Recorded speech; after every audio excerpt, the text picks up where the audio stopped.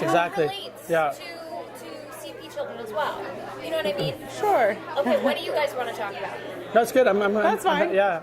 That's Okay. good. Yeah. Are there specific questions you want me to say, tailoring to each? Well, of we you? can like you say. I'm prepared to introduce myself and give you a little blurb about what I like about CP. You know, so you do it. yeah, maybe I'll start. Yeah, I think Yeah. Okay. introduce themselves Yeah. about their specialties Yeah. and sports. Yeah. Okay. Yeah. So we'll start with Okay, you yes. and an introduction, and Correct, then yeah. your Okay. okay. Yeah. Ready and So, hi, my name is Dr. Francois Loland. I'm a pediatric orthopedic surgeon practicing here in Orange County for the last 13 years. I have a special interest in cerebral palsy, specifically mobility and cerebral palsy. I think it's very important to follow these patients very closely as they grow to make sure that we are giving them everything they need to continue to walk and participate in the community.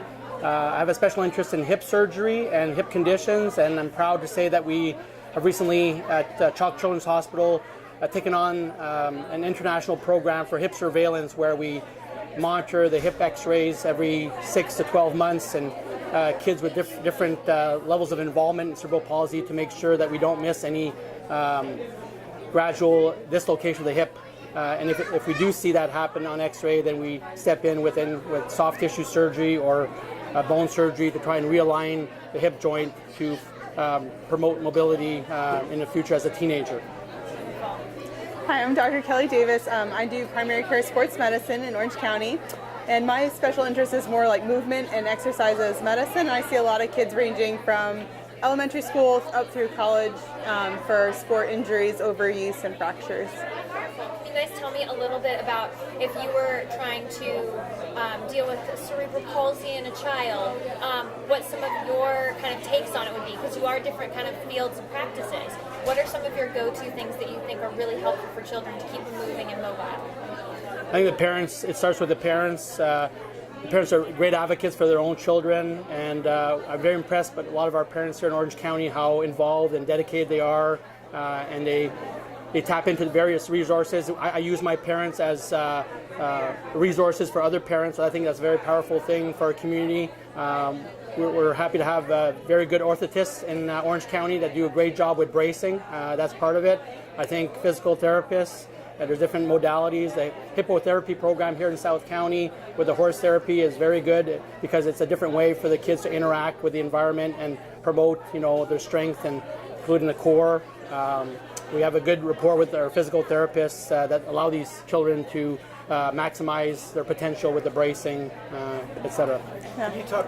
You're talking about the Shea Center? Yes, correct. Talk about that. Would you? Yeah. Unfortunately, I have never been to the Shea Center, but a lot of my patients go there for therapy, and from what I can tell as a physician, just observing is very powerful for the kids to work with animals and maybe be a little bit distracted and still accomplish the same goals as formal physical therapy in terms of core strength, upper body strength, and it's a great way to engage the children of various severities of involvement with cerebral palsy. And then for you, what do you think is really important about keeping kids physically active and exercising, and how that relates to CP families? Yeah, I agree with the physical therapy part. I think keeping your body in motion and maintaining your flexibility and your core strength is beneficial for everyone, us in general, and then CP patients as well, since they have a harder challenge to move in general. So the physical therapy part, I think, is key, like Dr. Lalonde talked about. So what do you, your feelings of today's event, the fact that there was a walk-run, that children of all different abilities were able to participate, what do you think that meant, for you guys, seeing them being able to do and execute this and be a part of that community? Yeah, I want to give kudos to Debbie Fragner in charge of the CP movement here. She's done a lot of great work in the last few years. I think this is one of the flagships of her efforts today. It was very powerful, a message to the community that these people are in our community. They work hard to maintain their walking skills. I think it brought tears to a lot of people's eyes today to see them. I got a big charge out of walking a quarter-mile run with some of my patients, and I think it's just the beginning. I think with the City of Mission Viejo in their 5K run, this event will just grow in the future, and I think this is the first step towards that. Yeah. I think they're just incredibly inspirational. It's amazing to see people of all abilities come together and have a good time and move and do things that they probably wouldn't do otherwise. And getting to see the high school kids participate was really inspirational as well, just to bring awareness and a sense of community to it as well. Wonderful. Any other questions that you guys? Excellent. Thank you. Perfect. Thank you.